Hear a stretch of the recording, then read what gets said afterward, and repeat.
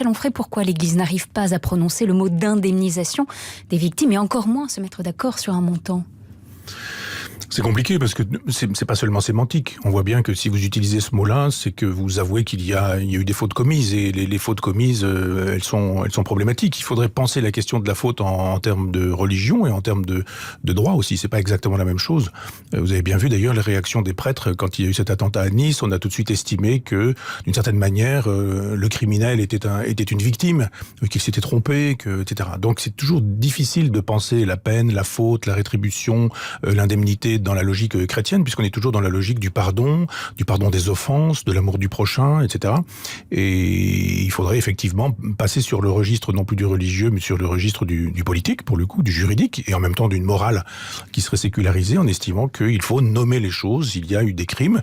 Je vous reprends sur ce terme aussi que vous avez utilisé de pédocriminalité. C'est un terme qu'on utilise pour éviter d'utiliser le mot pédophilie. C'est une façon de faire de telle sorte que la pédophilie puisse rester sympathique. C'était pour éviter une répétition. J'entends bien, mais je sais bien, puisqu'après j'ai vu que vous avez utilisé l'autre terme. Oui. Je veux dire que l'usage de ce terme-là est une façon de dire la pédophilie, c'est pas forcément un crime. Pédocriminalité, je suis désolé, mais c'est un pléonasme. La pédophilie est un crime.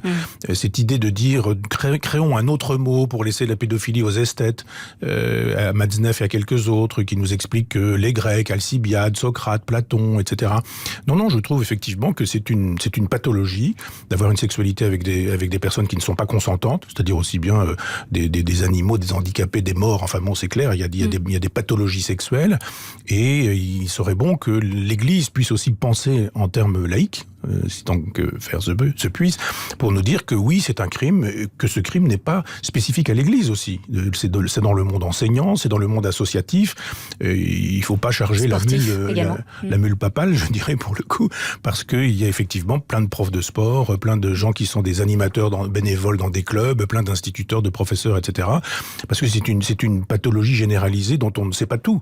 Moi, je pense qu'on devrait pouvoir lutter très précisément sur Internet, parce que les gens vont voir des sites pédocriminels, pédopornographiques et pédophiles, et que ça devrait pouvoir suffire pour traquer les gens qui s'adonnent à ce genre de perversion.